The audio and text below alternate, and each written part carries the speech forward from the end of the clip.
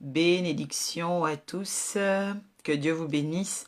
Nous avons ce soir un très grand enseignement, puissant enseignement, et je veux rendre grâce au Seigneur de ce que le Saint-Esprit a su ouvrir cette session, cette inspiration, cette thématique euh, basée sur la vision Père.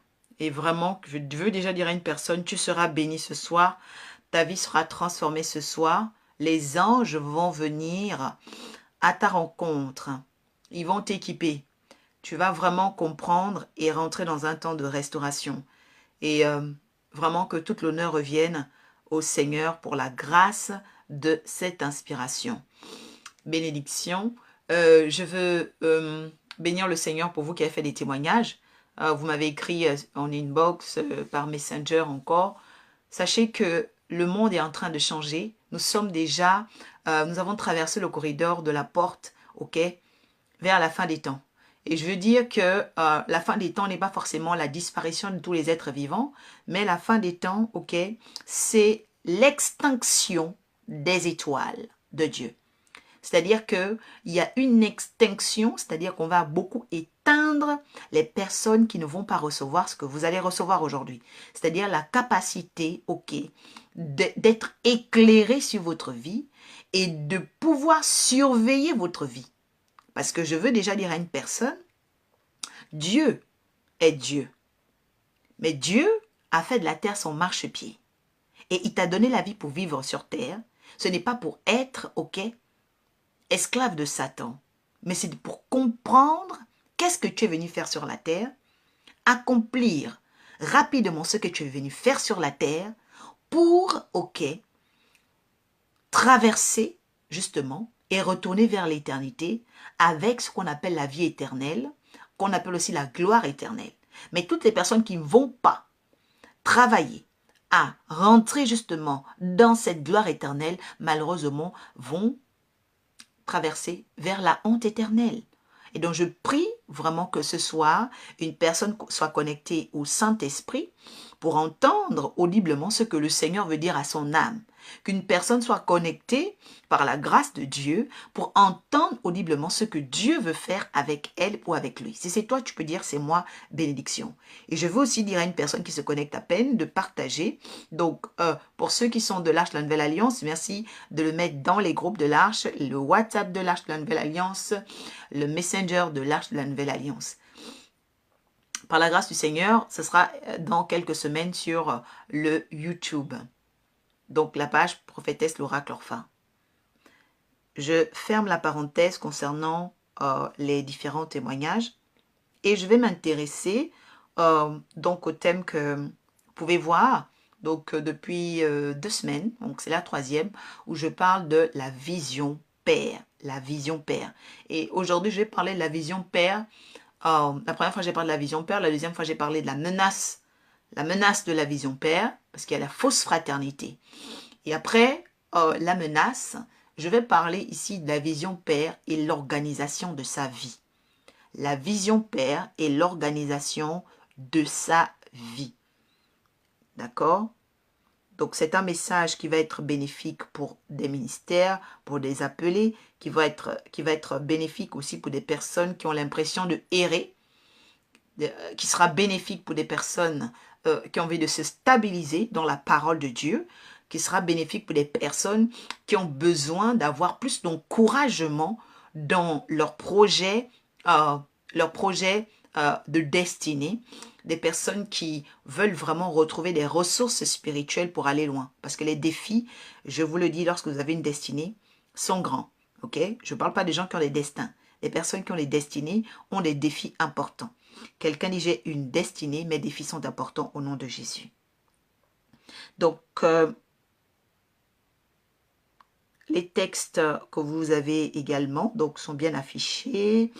Donc, Genèse, aujourd'hui, nous sommes dans Genèse 36, versets 9 à 19, que je vais lire tout à l'heure. Préparez également Proverbe 13, 8, Apocalypse 3, versets 14 à 22, et Genèse 27, verset 37. Que Dieu vous bénisse. Donc, nous prions. Père très saint, merci encore pour ta présence parce que lorsque tu es là, Éternel, les choses changent. Que ton bon esprit ouvre l'intelligence de chacun d'entre nous et que l'intelligence de la vision nous soit donnée. Oui, nous avons besoin d'intelligence, Seigneur, pour comprendre la parole. Car très souvent, nous pensons que nous avons compris, mais en fait, nous avons seulement écouté. Éternel Dieu, nous voulons pas seulement écouter, nous voulons entendre, comprendre et comprendre, Seigneur, dans la capacité de saisir l'intelligence de la vision, parce que la parole a une vision. Merci, Seigneur, parce que cet enseignement est aussi, Seigneur, basé sur l'équipement des saints. Merci d'équiper la pensée de quelqu'un, d'équiper, Seigneur, oh mighty Lord Jesus, son cheminement de victoire à compter de ce soir au nom de Jésus. Et si c'est toi, tu peux dire Amen, je reçois bénédiction. Donc, je vais tout de suite aller dans les Saintes Écritures avec vous en lisant Genèse 36, versets 9 à 19. La Bible dit ceci. Voici la postérité d'Ésaü, père d'Édom, dans la montagne de Séhir. Voici les noms des fils d'Ésaü, Éliphaz, fils d'Ada, femme d'Ésaü, Réuel, fils de Basmath, femme d'Ésaü. Les fils d'Éliphaz furent Théman, Omar, Tépho, Gaëtam, Kénaz. Et Timna était la concubine d'Éliphaz. Quelqu'un dit les histoires de concubines ont commencé avec Ésaü. Oui, la femme, les enfants d'Ésaü. Disons, c'est toujours leur père. Verset 12. Timna était la concubine d'Éliphaz, fils d'Ésaü. Elle enfanta à Éliphaz Amalek. Ce sont là les fils d'Ada, femme d'Ésaü. Ada. Verset 13. Voici les fils de Réuel, Nahat, Zérak, Shama et Midza. Donc 4. Ce sont là les fils de Basmath, femme d'Ésaü. Voici les fils de Holibama, fille d'Anna, fille de Tibéon, femme d'Ésaü. Elle enfanta à Ésaü Jéhush, Jélam et Coré. Donc 3 fils. Donc vous avez bien retenu 3, 4 et 5. Donc au total 12 fils. Et maintenant, voici au verset 15, les chefs de tribus issus des fils d'Ésaü. Voici les fils d'Éliphaz, premier-né d'Ésaü, chef Théman, chef Omar, chef Tépho, chef Kénaz, le chef Coré, le chef Gaëtam, le chef Amalek. Ce sont là les chefs issus d'Éliphaz. Dans le pays d'Édom, ce sont les fils d'Ada. Voici les fils de Réuel, fils d'Ésaü, le chef de Nahat. Ok, chef de Nahat. Zérak, Shama, Midza. Ce sont là les chefs issus de Réuel. Dans le pays d'Édom, ce sont là les fils de Basmath, femme d'Ésaü. Voici les fils de Holibama, femme d'Ésaü, les chefs Jéhush, chef Jélam, chef Coré. Ce sont là les chefs issus d'Holibama, fils d'Anna, femme d'Ésaü. Ce sont là les fils d'Ésaü et ce sont là les chefs des tribus. Quelqu'un dit bien, il y a une différence entre le fait d'être un fils et le fait de devenir un chef. Ce sont là les fils d'Ésaü et ce sont là les chefs des tribus, c'est Édom. D'accord? Que Dieu vous bénisse. Ce soir, je veux parler de quelque chose de très important. Je vais parler 1, 2, 3, 4. Ok? J'ai 4 dimensions à partager concernant la vision Père et l'organisation de sa vie. La vision Père et l'organisation de sa vie. Écoute très bien, parce que si tu n'écoutes pas bien, tu ne peux pas bien entendre. Si tu n'entends pas bien, tu ne peux pas bien comprendre. Et si tu ne comprends pas bien, tu ne peux pas saisir. Que ces choses soient données en grâce à une personne ce soir, au nom de Jésus. Si c'est toi, tu peux dire, je dois recevoir pleinement la quintessence de la vision Père dans ma vie. Pourquoi tu dois déjà recevoir la vision Père? Il faut savoir que l'histoire ne retient pas le passage des insensés. Vous savez, L'insensé dans la Bible, ce n'est pas le pauvre. L'insensé dans la Bible, ce n'est même pas seulement celui qui est stupide. Mais l'insensé, c'est celui qui ne sait pas ce qu'on lui a donné.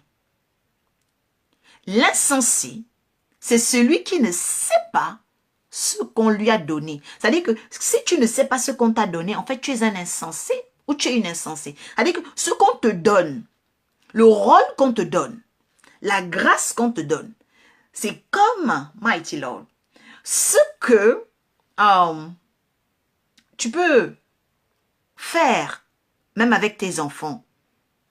Tu peux offrir une chaussure qui coûte très cher. Et puis tu vois que l'enfant revient demain, ben la semelle est cassée, elle est détruite. Eh bien c'est ça en fait l'insensé. L'insensé est celui qui ne sait pas la valeur de ce qu'on lui donne.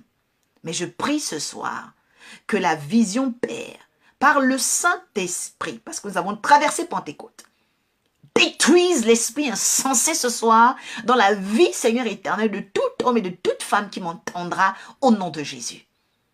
Parce que je me suis rendu compte que nous prions beaucoup, nous jeûnons beaucoup, nous cherchons à comprendre Dieu, nous crions, mais nous ne comprenons pas ce que Dieu nous a donné. La vision Père est l'organisation de sa vie. La Bible dit, pour que vous compreniez bien la vision Père, je vais lire Genèse 27, verset 37.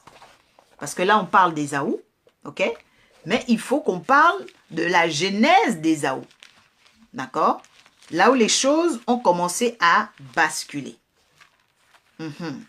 Quelqu'un dit, il faut qu'on aille à la genèse d'Ésaü. Parce que là, Ésaü a déjà constitué toute sa famille. Ok? Donc, Genèse 27, verset 37. Lisons.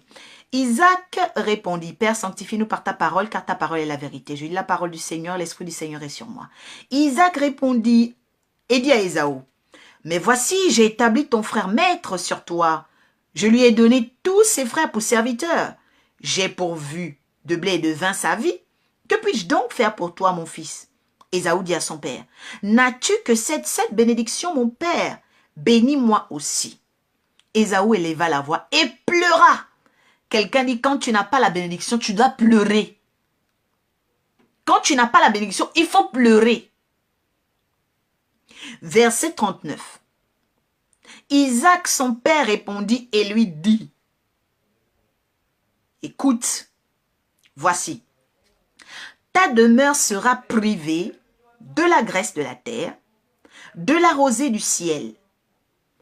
Ta demeure sera privée de la graisse de la terre, c'est-à-dire que la terre ne va pas te donner la graisse. Et puis le ciel ne va pas te donner la rosée. Mais tu vivras de ton épée. Il n'a pas dit tu vas mourir.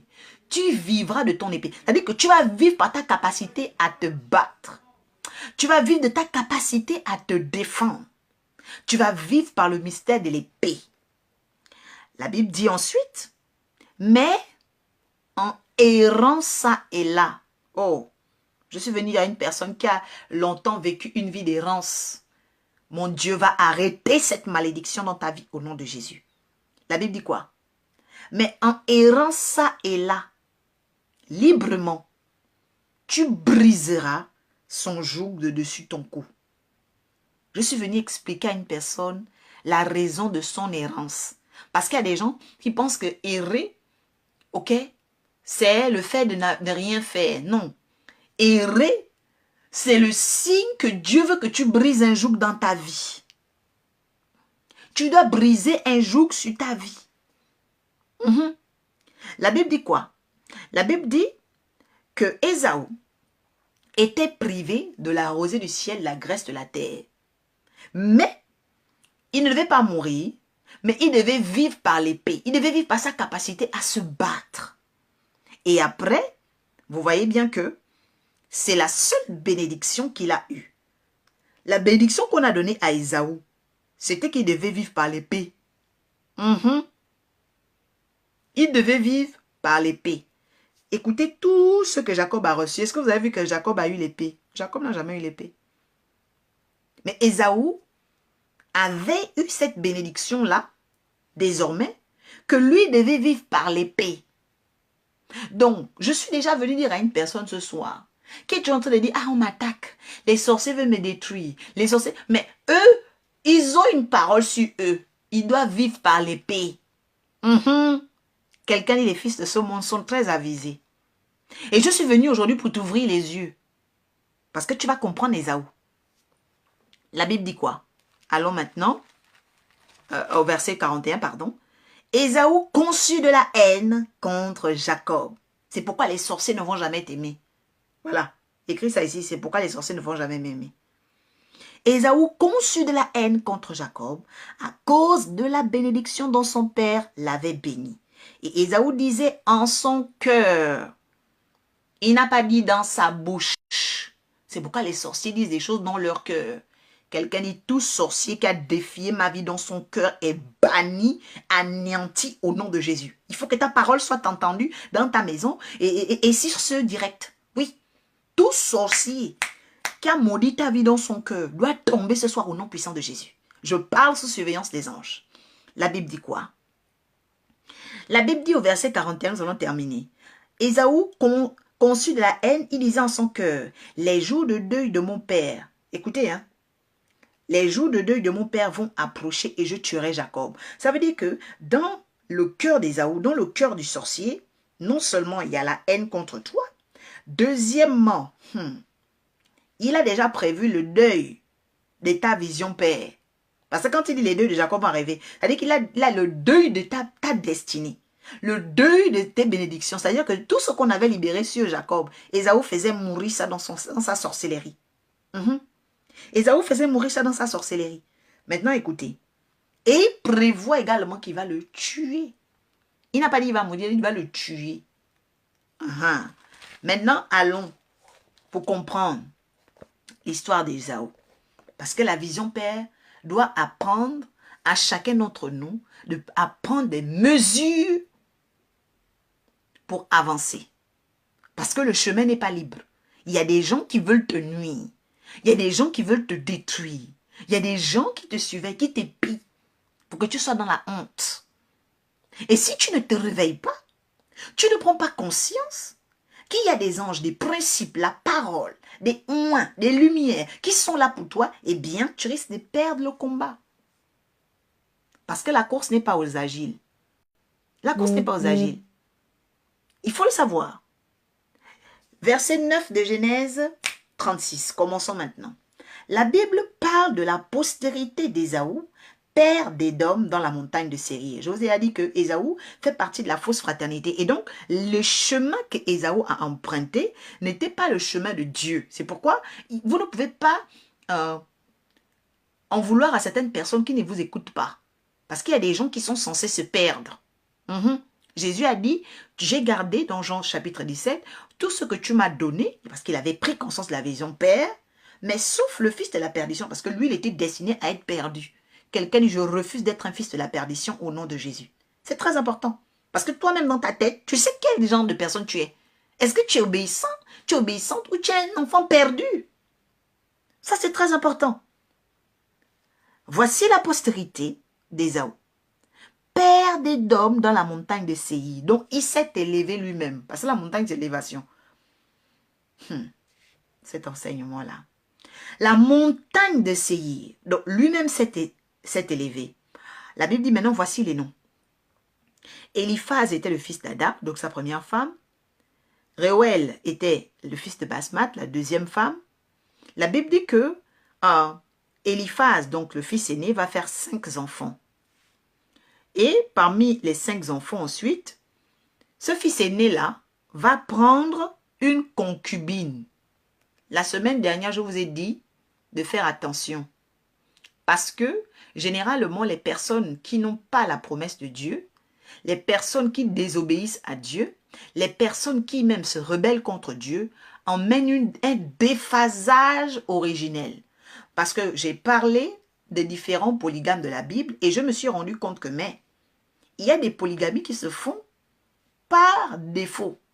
Mais il y a des polygamies qui se font sciemment, c'est-à-dire dans le sens de détruire et de profaner l'ordre divin. Et c'est exemple celle d'Ésaü.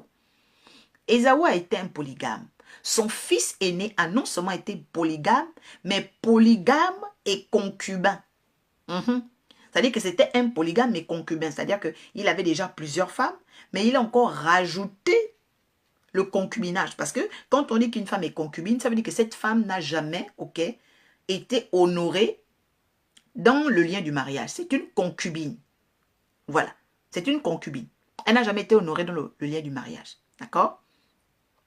Et que elle peut vivre, d'ailleurs, sur le toit de l'époux, mais elle n'est pas honorée. Donc, nous voyons que Eliphaz, donc le fils aîné, a déjà commencé à maudire la maison de son père. Mais pourquoi? Parce que la maison aussi de son père n'était pas une maison admirable. C'est pourquoi je vous dis très souvent que la Bible dit que maudit soit le fils qui ne fera pas mieux que son père. Mais en fait, la Bible aussi dit, attention, que malheureux est le père qui ne laisse pas un héritage à ses enfants. Ça veut dire que quelque part, vous devez prendre d'abord conscience. Je veux que quelqu'un d'abord prenne conscience de là où il vient pour ne pas répéter la même histoire. Oui. C'est-à-dire que si tu ne sais pas d'où tu viens, tu ne prends pas conscience de là où tu viens, tu ne prends pas conscience des dangers de l'endroit où tu viens, tu vas répéter ça. Quelqu'un dit, Seigneur, ouvre mes yeux.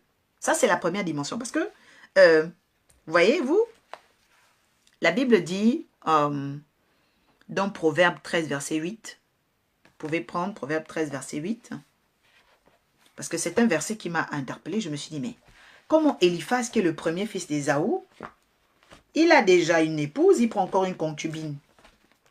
Donc, regardez. Proverbe 13, verset 8. Seigneur, quelqu'un peut écrire ici en commentaire, Seigneur, nous avons besoin que tu ouvres nos yeux. Oui.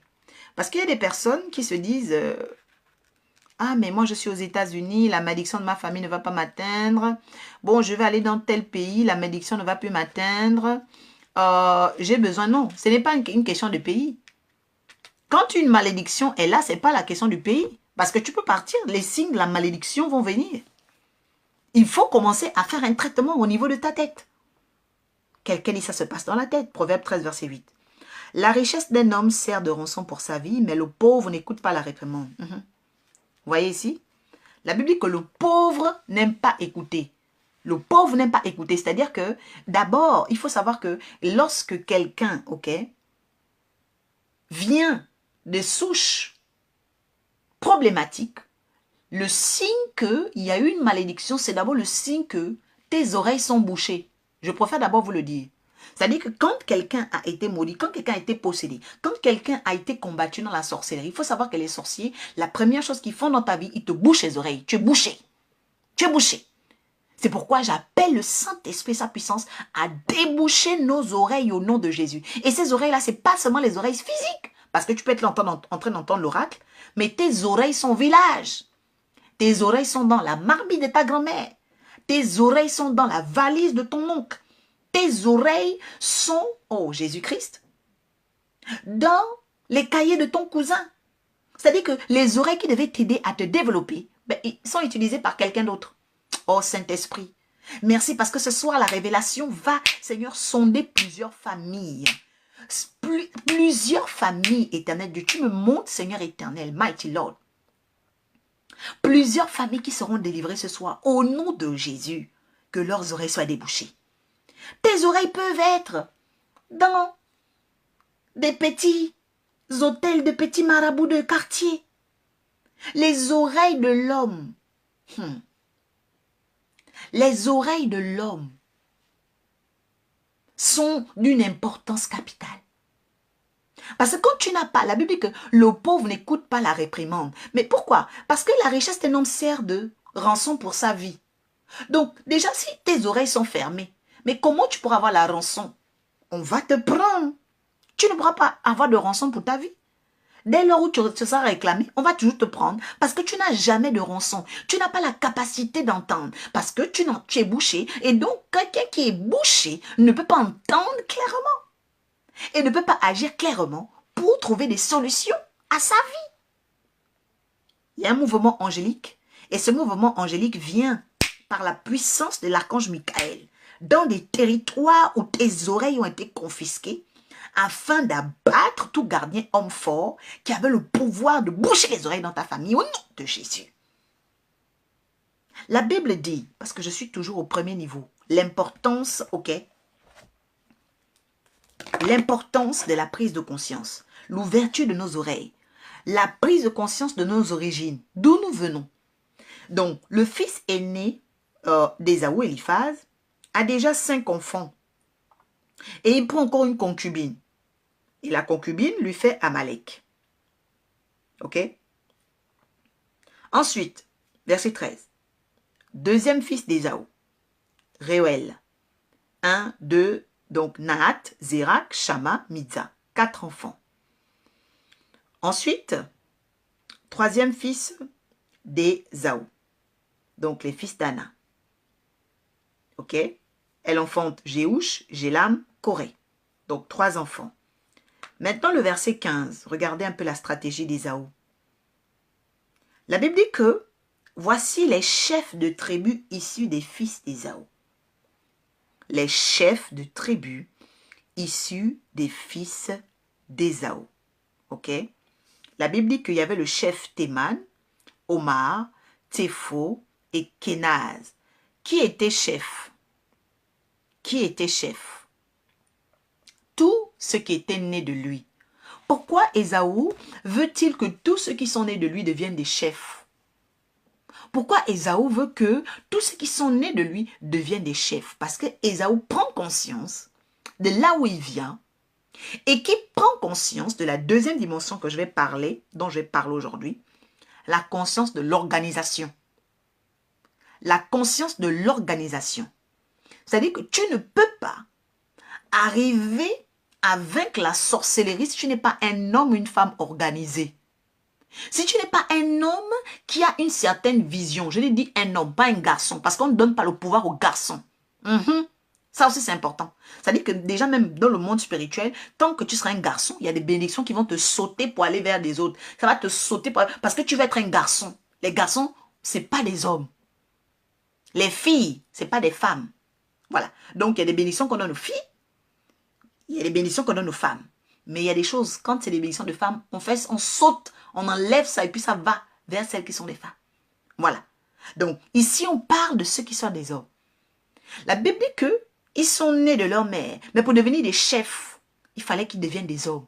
Et Ésaü a organisé ses garçons pour devenir des hommes. Ésaü a pris conscience que son frère lui avait volé la bénédiction. Donc, il a directement élevé ses fils en tant que chef. Je viens dire à une femme ici, c'est pas parce que tu élèves tes enfants seuls que tu vas élever tes enfants comme si ce ne sont pas des chefs. Comme si ce ne sont pas des personnes qui doivent commander. Comme si ce ne sont pas des personnes qui doivent organiser les choses. Nous devons apprendre à donner à nos garçons la conscience d'être des hommes, de prendre des responsabilités, faire des choses importantes. C'est-à-dire que tu ne peux pas vouloir être un homme et puis tu as toujours des visions des petits garçons. Parce que les garçons aiment la télé. Vous allez dans une maison, les garçons sont la télé. Mais les hommes, ils ne sont pas la télé. Un vrai homme n'est pas la télé. Les garçons, ils aiment la télé. Les garçons aiment l'image. Les garçons aiment les bandes dessinées. Les garçons aiment les dessins animés. Quand tu viens, les PlayStation, c'est le monde des garçons. Ça, c'est un garçon qui fait ça. Les jeux. Ils jouent aux cartes, au poker. Les garçons, ils aiment les jeux. Mais les hommes ne jouent pas. Les hommes ne jouent pas. Quand tu veux devenir un homme, fais attention. Fais attention quand tu veux devenir un homme. Les hommes ne jouent pas. Mais vous avez des personnes qui ont bientôt 40 ans qui jouent les PlayStation. Il y a un problème dans ta vie. Il y a un vrai problème dans ta vie. Parce que si tu prends PlayStation et tu ne penses pas que le patron de PlayStation, il a réfléchi comment occuper tes enfants parce que toi-même, tu es incapable d'occuper tes enfants. C'est pareil pour les mères. Parce que les filles jouent beaucoup. Vous voyez, les filles jouent. Les filles sont beaucoup dans la distraction. D'ailleurs, vous allez remarquer que quand la fille de Jairus était dans le sommeil, les gens disent qu'elle était morte. Jésus a dit quoi? Jésus a dit chassez les chanteurs de tambourins, les musiciens. Pourquoi? Parce que les filles aiment les musiciens, c'est-à-dire les filles aiment le bruit. Quand tu es encore une fille, tu aimes le bruit. Ton téléphone doit sonner. Tu veux parler à tout le monde. Vous avez même parfois vos grands-mères, même vos tantes, qui ont des comportements des filles parce qu'elles aiment le bruit. Le bruit.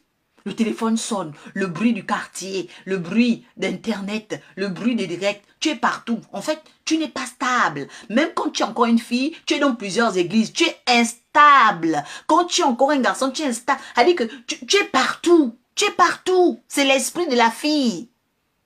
Jésus a dit, il ne voulait plus que les musiciens soient là pour faire le bruit. Il a dit, fermez la porte parce que maintenant, je vais passer à une autre dimension avec elle. Jésus est resté seul avec elle. Quelqu'un dit, je dois rentrer dans la prise de conscience de l'organisation de ma vie. Ah oui, la Bible dit que les garçons d'Ésaü sont devenus des chefs. Ça veut dire qu'ils sont devenus des hommes.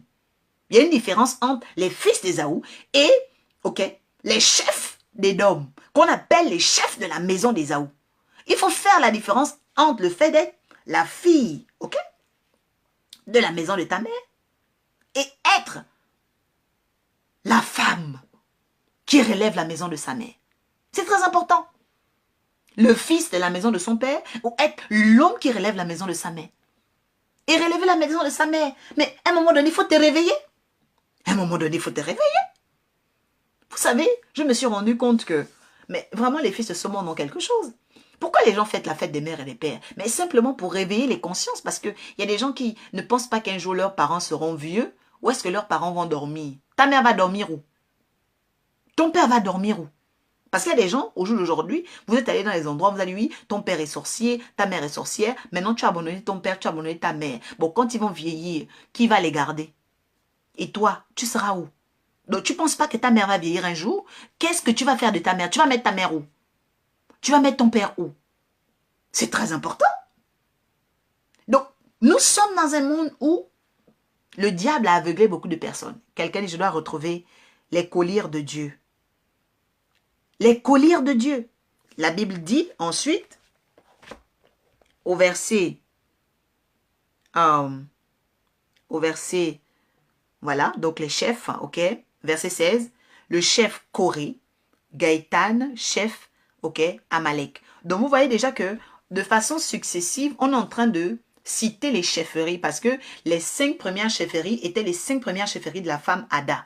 Les deuxièmes chefferies, étaient les chefferies de la femme Réuel. Et les troisièmes chefferies étaient les chefferies de la troisième femme Olibama. Donc la première femme a fait 5 chefferies. La deuxième femme a fait 3 chefferies. Et la dernière femme, troisième, elle a fait 4 chefferies. Donc au total, ça faisait 12. Maintenant, je vais parler des chefferies. Les chefferies, c'est quoi? Ce sont des constitutions de pouvoir par l'épée. C'est tout.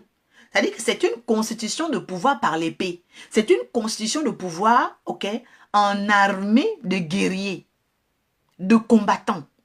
Parce que faut savoir que Ésaü avait pris conscience de la bénédiction qu'il avait. Il n'avait pas énormément. On n'a pas libéré sur lui la richesse de la terre. On n'a pas libéré sur lui la rosée du ciel. Il n'a pas eu tout ça. Et comme il n'a pas eu tout ça, il s'est concentré sur ce qu'on lui a donné. On lui a dit, tu vivras par l'épée. C'est ce qu'il a appliqué. C'est ce qu'il a appliqué. Mais toi, au jour d'aujourd'hui, tu as combien de prophéties?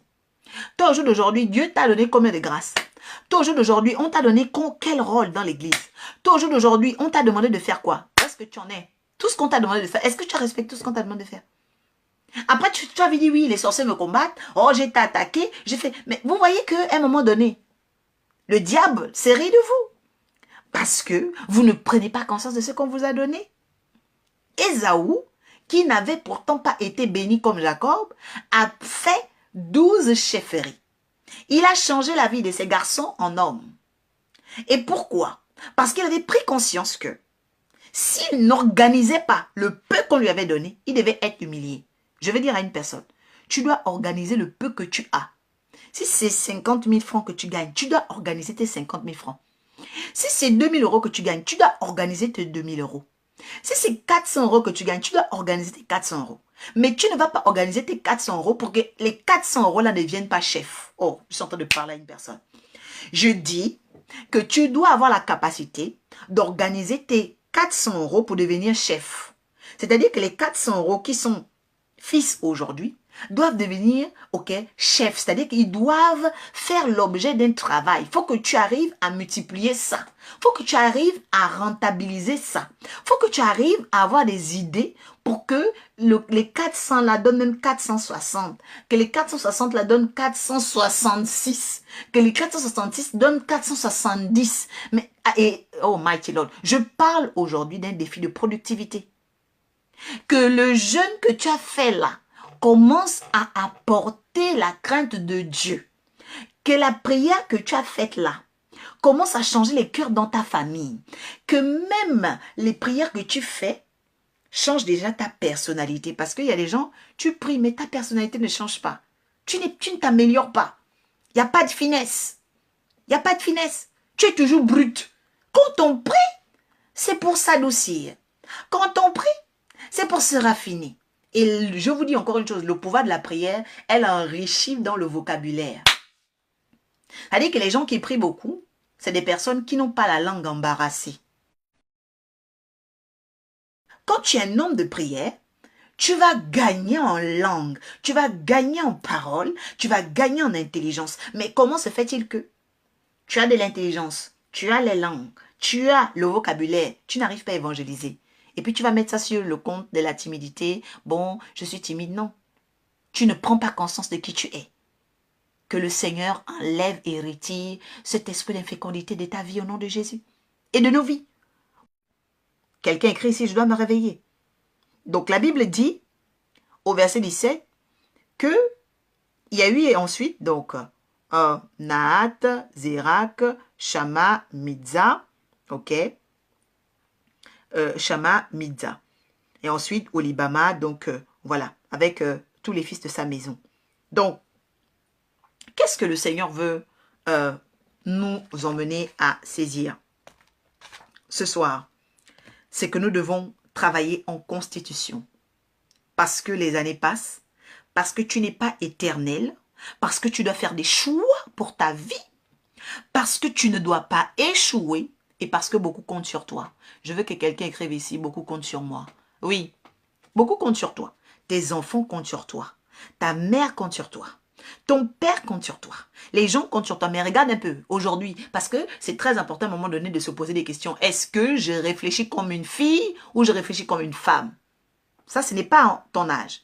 Est-ce que je réfléchis comme un garçon ou je réfléchis comme un homme? C'est important. Il faut te poser ces questions. Et là, tu vas savoir ce que tu dois faire. Parce que si tu réfléchis comme une fille, eh bien, tu vas voir que tu es beaucoup dans le bruit. Tu ne cherches pas à te construire intérieurement. Tu agis comme une fille. Et vous allez remarquer, quand vous allez voir même les profils des personnes qui vivent comme des filles, bah, malgré leur âge, malgré leur quarantaine d'âge, vous voyez, c'est les balivernes, les babioles. Pourquoi? Parce que l'esprit n'est pas mature. L'esprit n'est pas réveillé. D'accord? L'esprit n'est pas réveillé. Même dans ce que la personne va faire, il y a toujours des esprits vraiment enfantins. Des esprits enfantins. C'est-à-dire que tes choix sont portés vers des futilités. Quelqu'un dit, Seigneur, viens me délivrer de cette attraction vers les futilités. Vous savez, ce n'est pas très facile parce que dans la sorcellerie, je vous ai dit, on va d'abord boucher tes oreilles, c'est-à-dire que tes oreilles iront travailler en exploitation. Mais la deuxième chose qu'on va faire, on va fermer ton cœur aux choses qui vont te construire et t'attirer pour les choses qui vont te détruire. Oui, c'est ce qu'on appelle l'inversion des données. L'inversion. Et je parle même encore de la contre-création, mais je viendrai la semaine qui va suivre. Ok? Donc, on inverse. Donc, par cette controverse-là, donc tu es attiré par des choses banales, en fait. Et puis, tu aimes ça. Ça te fait plaisir. Tu as des hommes qui passent leur temps à regarder, voilà, des gags d'Internet, des gens qui rigolent, tout ça. Mais en fait, tu es banal. Ton esprit est banal. C'est-à-dire que tu passes ton temps dans des banalités. C'est très dangereux. C'est très dangereux. Maintenant, le Seigneur veut soigner son peuple. Quelqu'un dit, Seigneur, merci parce que tu veux me soigner. Apocalypse 3.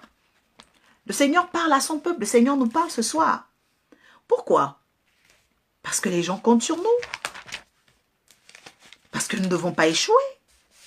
Donc, Apocalypse 3, ok, verset 14 à 22. Lisons la parole. La Bible dit quoi? Écris à l'ange de l'église de Laodicée, Père, sanctifie-nous par ta parole, car elle est la vérité. Voici ce que dit l'Amen, le témoin, le fidèle, le véritable, le commencement de la création de Dieu. Le commencement de la création de Dieu. Donc, le commencement de la création, ça veut dire qu'il y a la création du diable. Il y a la création du diable. Faites attention. Dans la création du diable, la femme doit être prostituée. Dans la création du diable, l'homme doit être prostitué. Dans la création du diable, aucune femme ne doit avoir un seul mari, aucun homme ne doit avoir un seul mari. Il veut que tous soient privés de la gloire de Dieu parce que vous devez savoir que le code génétique de chaque être humain est caché dans son sexe. Donc, dès lors où tu as fait de la distribution libre de cet organe, de cette partie sacrée de ta vie, tu rentres dans des pactes avec le diable. Tu es rentré dans la contre-création. C'est pourquoi le Saint-Esprit est en train de me dire, plusieurs doivent briser le pacte avec le diable dans leur vie.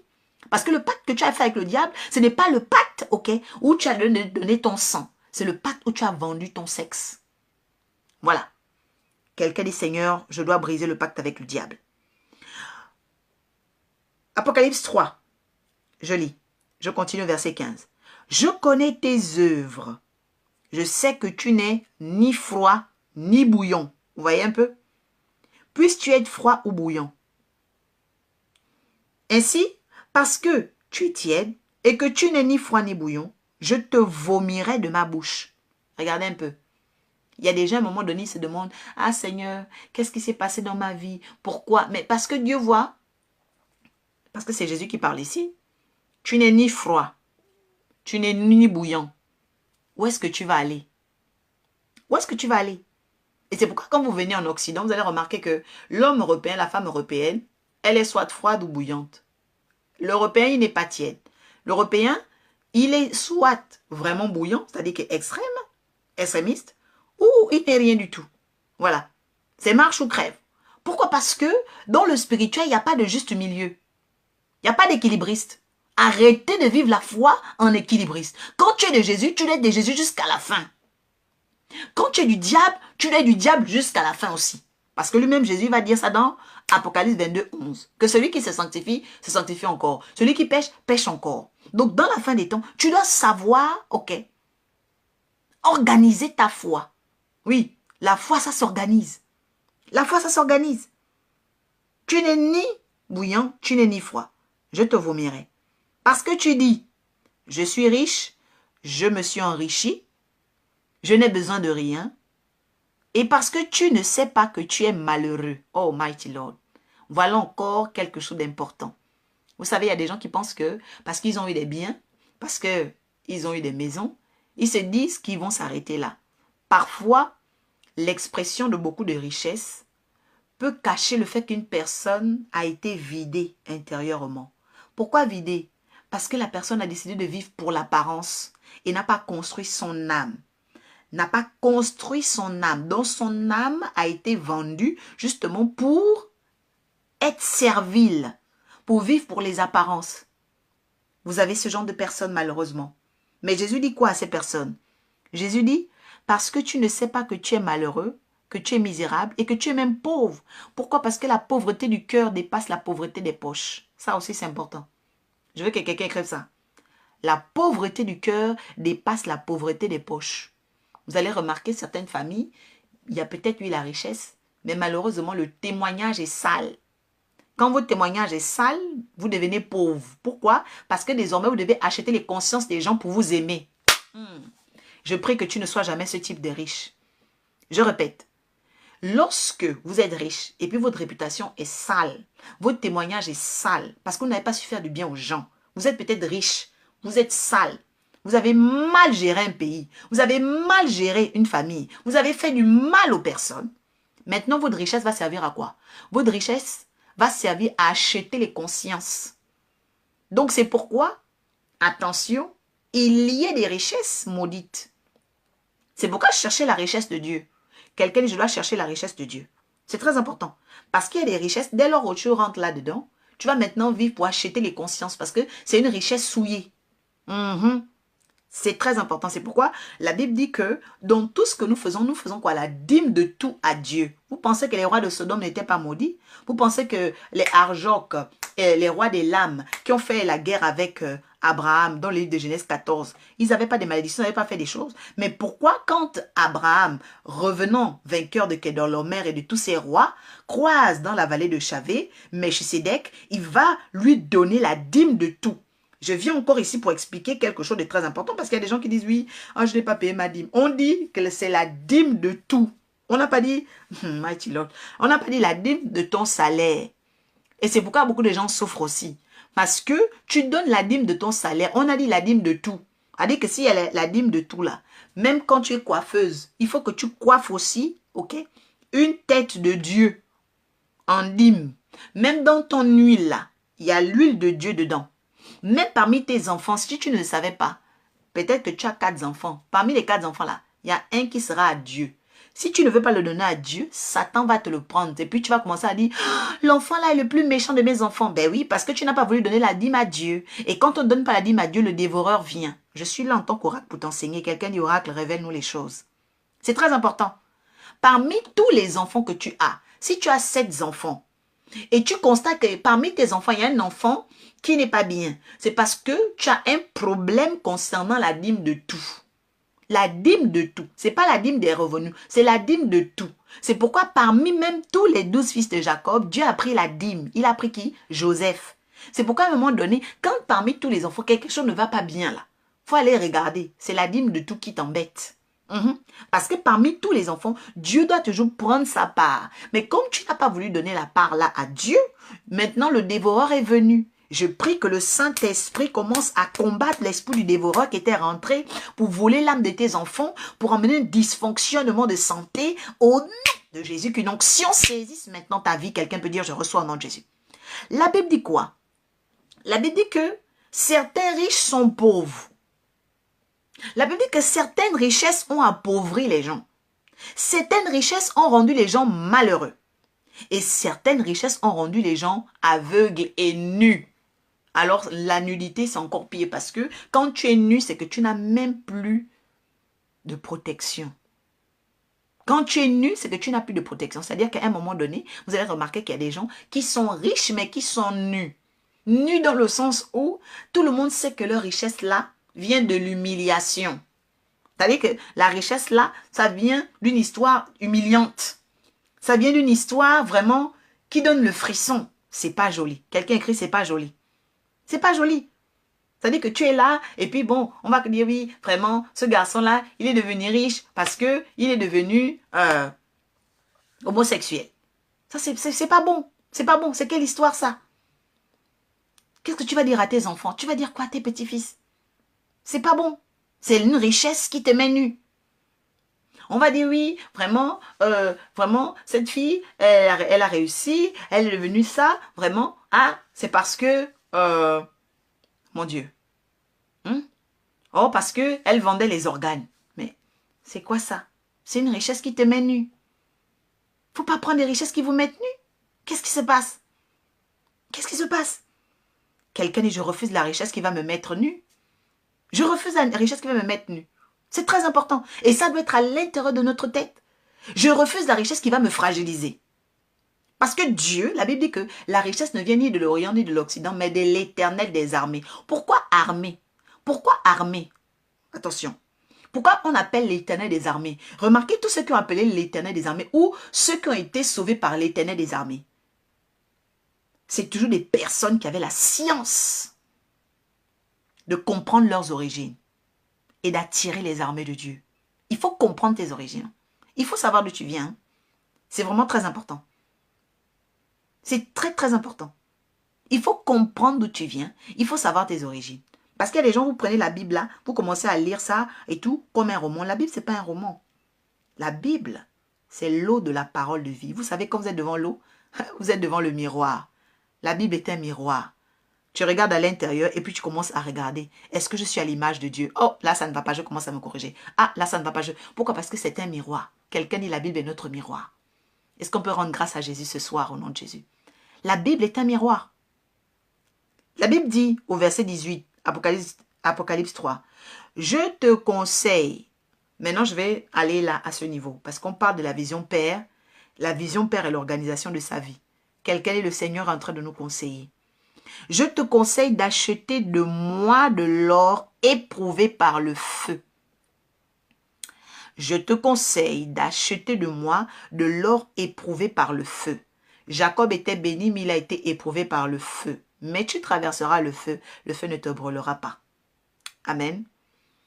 Éprouvé par le feu. Vous savez, le feu, c'est d'abord la sensation. Vous savez, quand vous êtes Jacob, quand vous allez à la destinée de Jacob, il y a des choses que vous traversez, vous avez l'impression que la température est haute. Oh, vous avez une sensation même de mort, une sensation, c'est la sensation de même perdre, sensation d'être vraiment éprouvé au plus profond de vous. C'est le feu. Mais le feu va laisser place à l'or. Tu vas devenir de l'or. Voilà. Quelqu'un dit, ce feu-là va faire de moi de l'or. Oui. Il faut parvenir à ça. C'est un feu qui ne vient pas pour te brûler. C'est un feu de transformation. C'est pourquoi il faut faire attention. Moi, je dis toujours que quand on est l'enfant de Dieu, le feu ne vient pas pour nous brûler. Mais quand on n'est pas l'enfant de Dieu, attention, le feu vient vraiment pour nous consumer. Hein. Le feu vient vraiment pour nous consumer. Parce que quand on a remplacé les ennemis de Daniel dans la fournaise, ils ont brûlé. Voilà. Mais pendant que Daniel était dans le feu, la Bible dit qu'il n'a pas brûlé. Il n'a pas brûlé. Voilà. Donc ça, c'est très important de le savoir. Parce que Dieu même lui-même est un feu dévorant. La Bible dit que afin que tu deviennes riche, la richesse d'un homme sert de rançon pour sa vie. Donc si je deviens riche quand je suis éprouvé, ça veut dire que ma richesse vient de l'esprit de connaissance qui m'accompagne. Ma richesse vient de l'esprit de connaissance qui m'accompagne. D'accord? Ma richesse, écrit ici ce soir, ma richesse vient de l'esprit de connaissance qui m'accompagne. L'esprit de connaissance, l'esprit de connaissance, l'esprit qui découvre toujours les choses, l'esprit qui attrape toujours. Oui, l'esprit, c'est l'esprit de connaissance. Attachez-vous à l'esprit de connaissance. Il fait partie des 7 chandeliers d'or. Il faut vous attacher à l'esprit de connaissance parce que la connaissance est accompagnée de la crainte de l'Éternel. Vous savez, quand l'esprit de connaissance est sur toi, tu crains Dieu. Parce que tu te rends compte finalement que tu viens d'une telle stupidité, tu viens d'une telle bassesse que tu crains Dieu simplement. Quand l'esprit de connaissance t'emmène et que tu découvres tellement de choses que tu n'avais jamais imaginé connaître, tu crains Dieu. C'est pourquoi, généralement, le diable va empêcher la connaissance, il va donner la richesse aux insensés pour exposer la nudité de leur âme. Parce que leur âme n'a pas été préparée, n'a pas reçu les ressources nécessaires. Quelqu'un dit, le Seigneur me fait grâce de quelque chose de spécial ce soir, au nom de Jésus. Et ensuite, après la richesse, c'est pourquoi la richesse selon Dieu, c'est vraiment quelque chose. Après la richesse, le Seigneur dit qu'il va nous donner des vêtements blancs.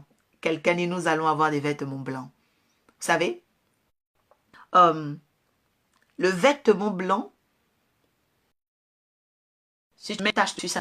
Si tu fais quelque chose, voilà. Sur le blanc, on peut pas fauter, on ne peut pas mentir. Et le vêtement blanc, c'est vraiment le vêtement de la victoire sur la souillure. La victoire sur la souillure, la victoire sur le faux, la victoire sur les ténèbres. C'est pourquoi la Bible déclare, parlez à vos frères selon la vérité. Il y a un temps où tu dois savoir que tu ne retourneras plus dans le sein de ta mère. Je parle à quelqu'un.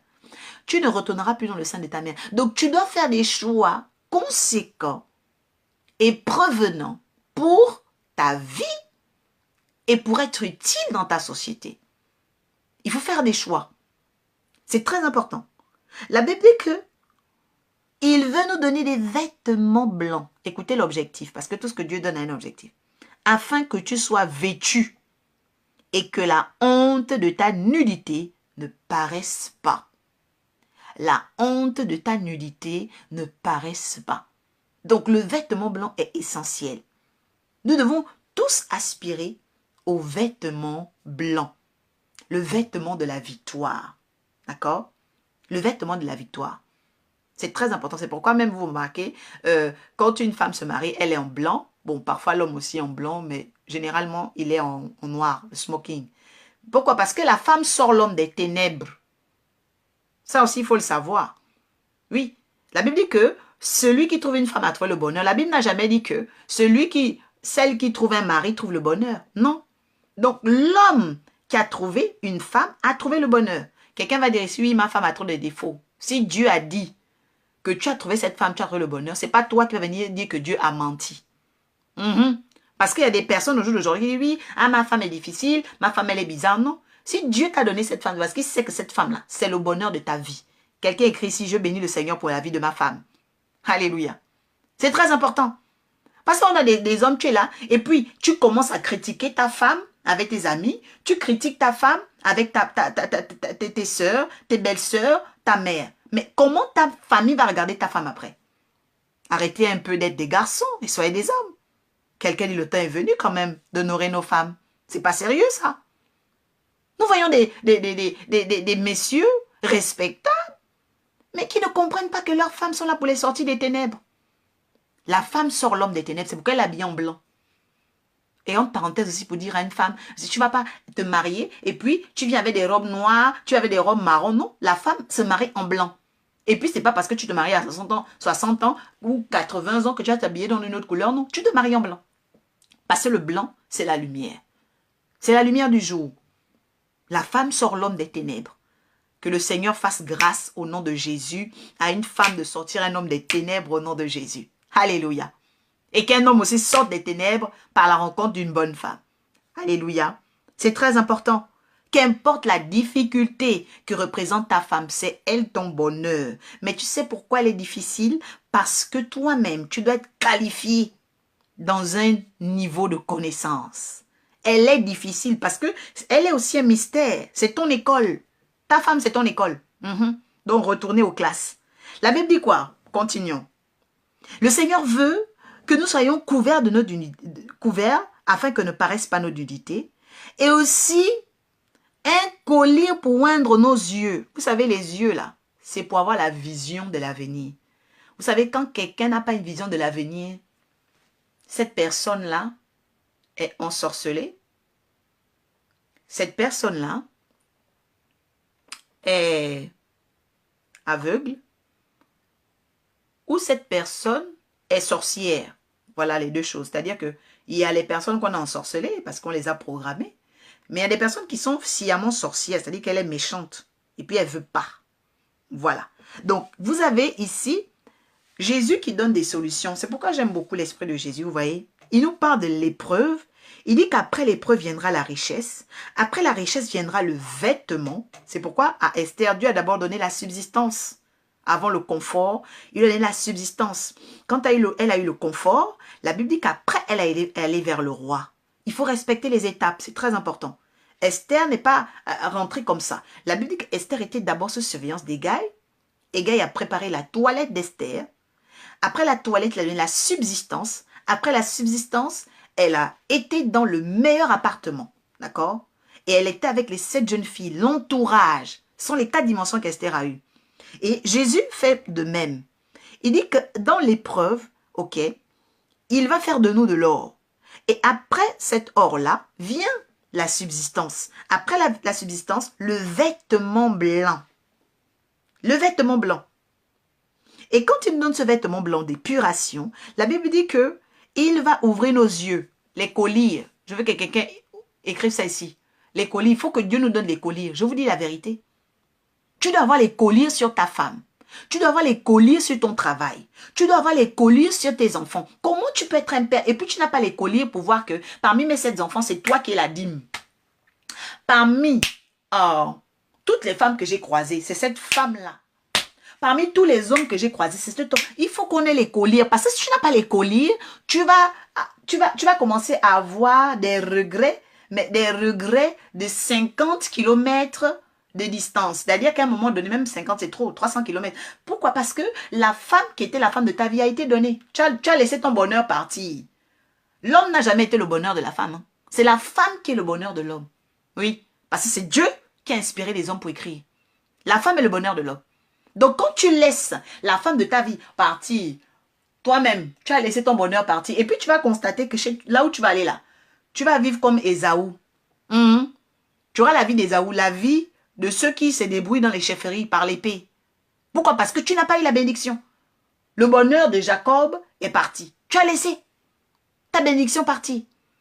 Seigneur, merci. Quelqu'un écrit ici. Seigneur, merci de réveiller nos garçons afin qu'ils deviennent des hommes. Merci de réveiller nos hommes afin qu'ils deviennent des chefs. Voilà la transition. Que nos hommes deviennent des chefs. La Bible dit quoi? Parce que le chef a les colliers. Les colliers pour oindre tes yeux. La Bible dit quoi? Afin que tu vois. Les yeux sont faits pour voir, mais ce n'est pas pour voir les choses qui sont ici, dans ta maison. C'est pour voir les choses de l'avenir. C'est pour voir à l'avance. Tu dois voir sur 10 années. Oh. Tu dois voir sur 10 enfants dans 20 ans. Est-ce que tu vois ta femme même dans 20 ans? Comment tu vois?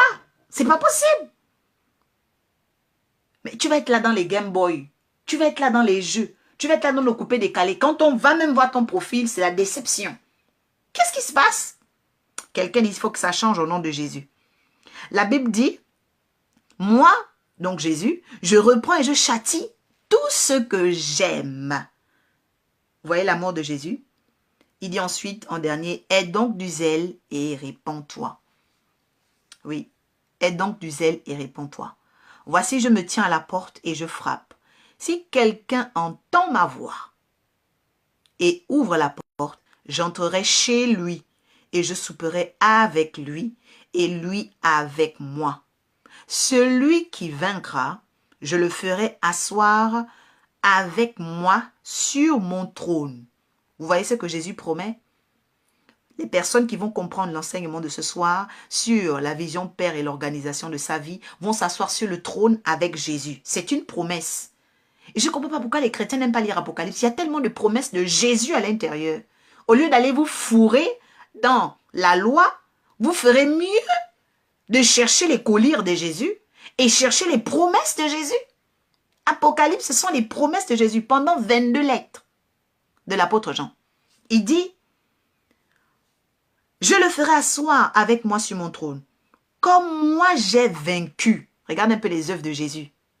Sur la terre, pendant la vie, après la vie, la résurrection. Et même jusqu'à aujourd'hui, Jésus est vivant.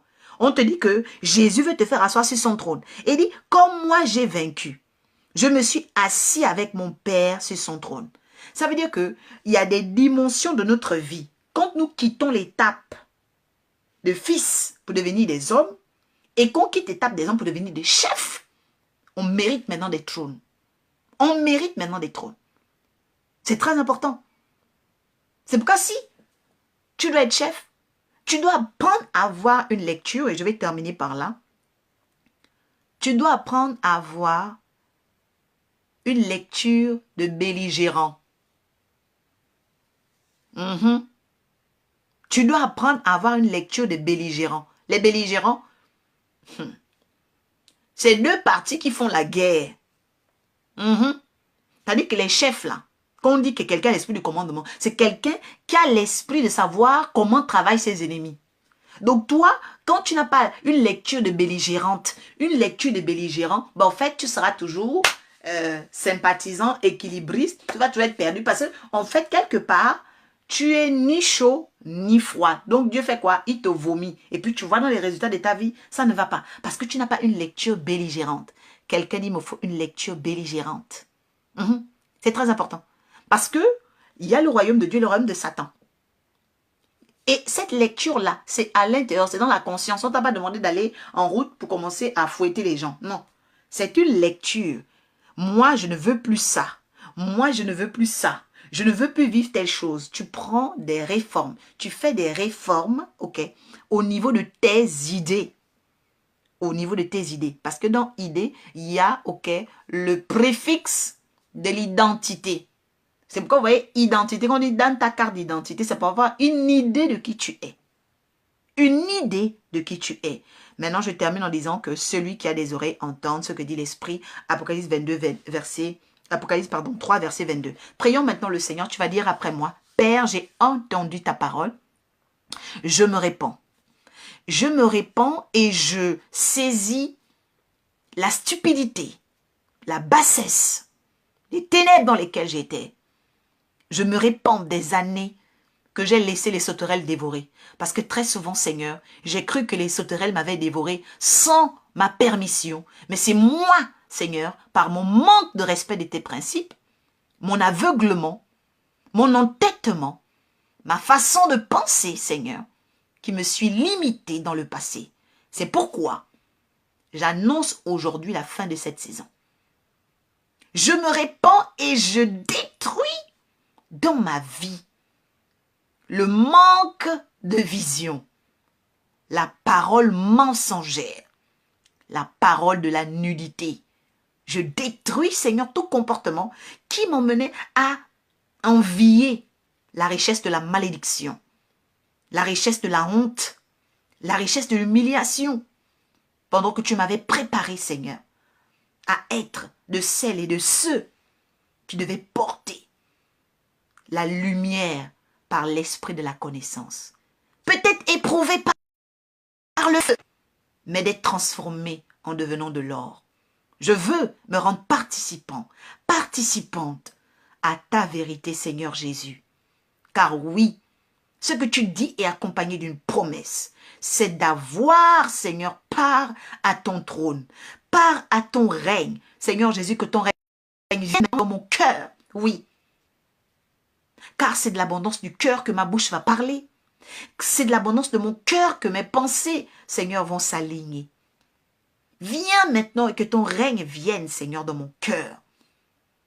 Et que ta volonté, selon Apocalypse 3, Seigneur, 14 à 22, m'apporte de revêtir ce vêtement blanc. Sors-moi des ténèbres de la confusion. Sors-moi de tout entendement confus, de spéculation malsaine. Où très souvent, Seigneur, je me retrouve dans des paradigmes et des raisonnements corrompus. Sors-moi de tout raisonnement corrompu.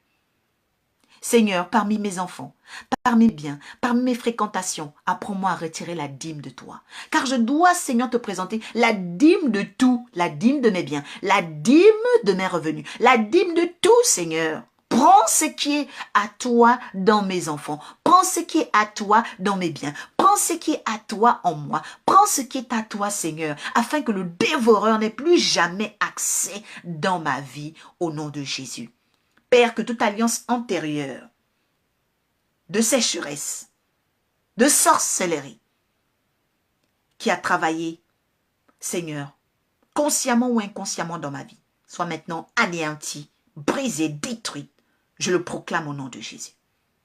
Je veux maintenant que tes parfums de vie par le Saint-Esprit, changent l'olfaction de ma vie, la renommée de ma vie, mes temps de prière, de jeûne, de consécration. Permets aujourd'hui que je sois renouvelé dans mon homme intérieur, renouvelé dans mon intelligence, renouvelé, Seigneur, dans l'organisation de ma vie. Père, merci car je sais que maintenant que je me suis repenti, tu ouvres mes yeux, tu laves mes yeux par tes collyres, tu enlèves les fléaux de mes yeux. Et que maintenant, Père, tu me donnes accès à ce que je ne voyais pas dans l'avenir. Ce que je ne pouvais voir dans les 10 ans, je les vois maintenant. J'entends, je comprends et je saisis pour voir la vision sur les 10 ans. Voir la vision sur les 20 ans. Voir la vision sur les 30 ans. Père, que le diable tombe, que le voile soit déchiré. Je te dis merci pour tout ce que tu m'as apporté aujourd'hui. Je te dis merci pour la guidance ascensionnelle. Que l'honneur, la gloire te reviennent. Dans le nom de Jésus, j'ai prié, dans mon cœur, mon âme et dans mon esprit. Et je déclare que je suis béni. Quelqu'un peut dire Amen. Bénédiction, bénédiction, bénédiction. Donc cette prière vient clôturer la guidance 215. Pour ceux, celles qui veulent participer aux conférences, donc les mercredis. N'oubliez pas, la plateforme est vraiment pour la parole de Dieu, l'enseignement de la parole de Dieu. Donc, l'interprétation des rêves, vous avez des énigmes, des choses assez compliquées qui vous titillent, qui vous préoccupent. Vous pouvez me contacter pour participer aux conférences. Donc, mercredi, vendredi soir. Ensuite, le dimanche, vraiment, c'est le jour du Seigneur. Il doit être sanctifié. Il faut sanctifier le jour du sabbat.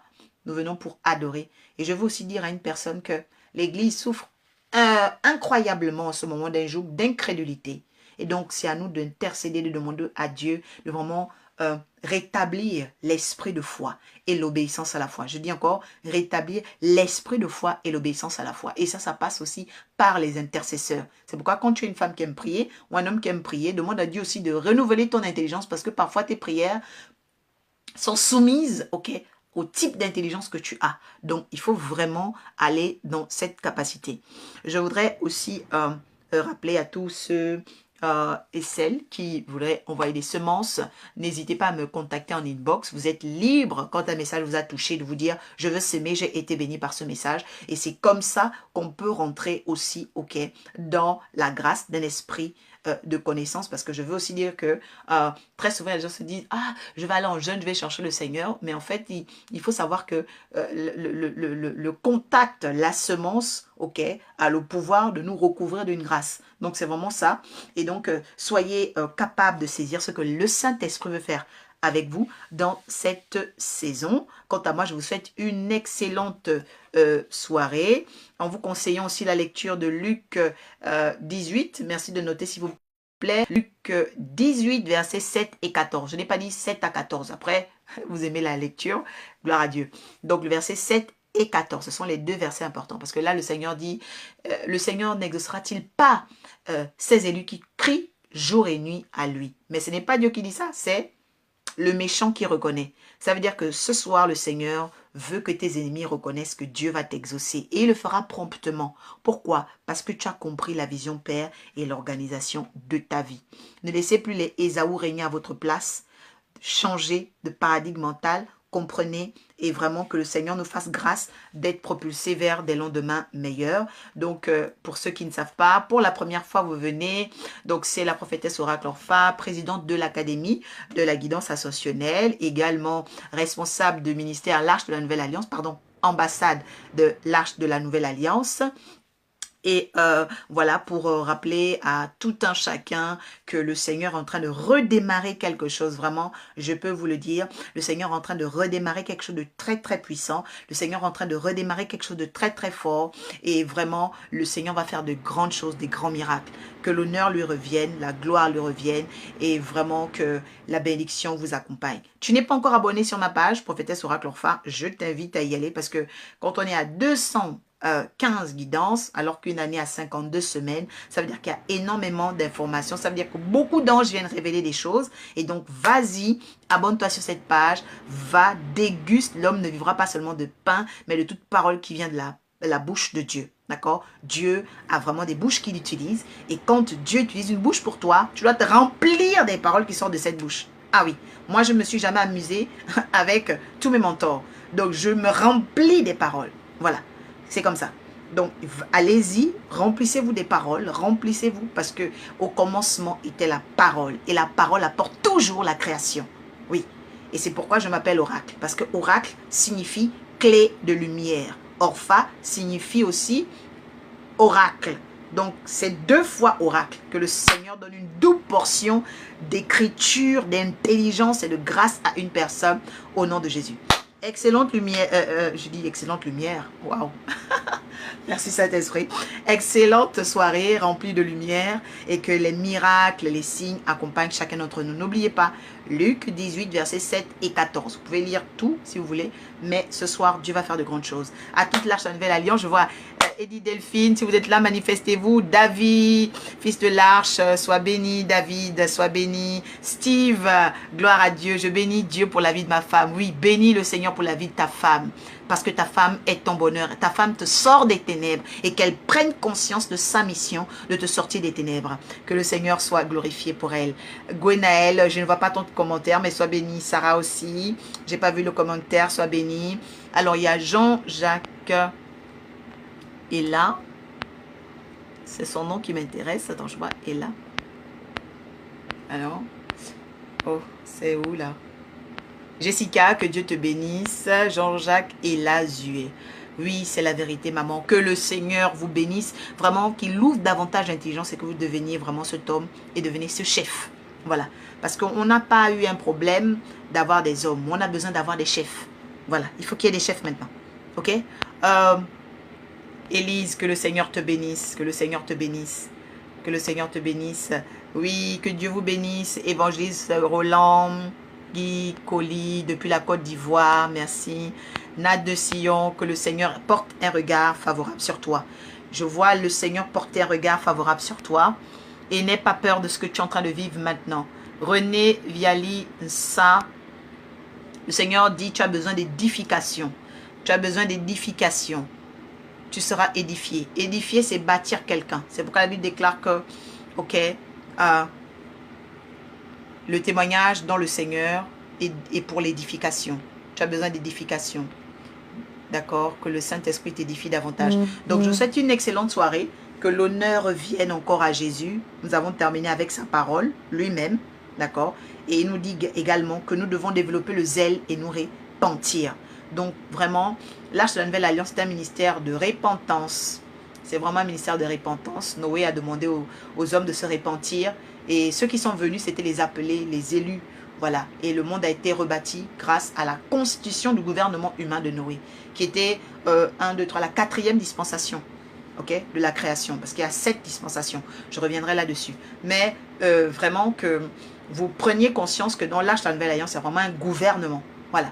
Il y a un gouvernement des anges et Dieu est en train de constituer, d'organiser quelque chose. C'est pourquoi dans l'Arche de la Nouvelle Alliance, vraiment, le Seigneur appelle beaucoup ses enfants authentiques.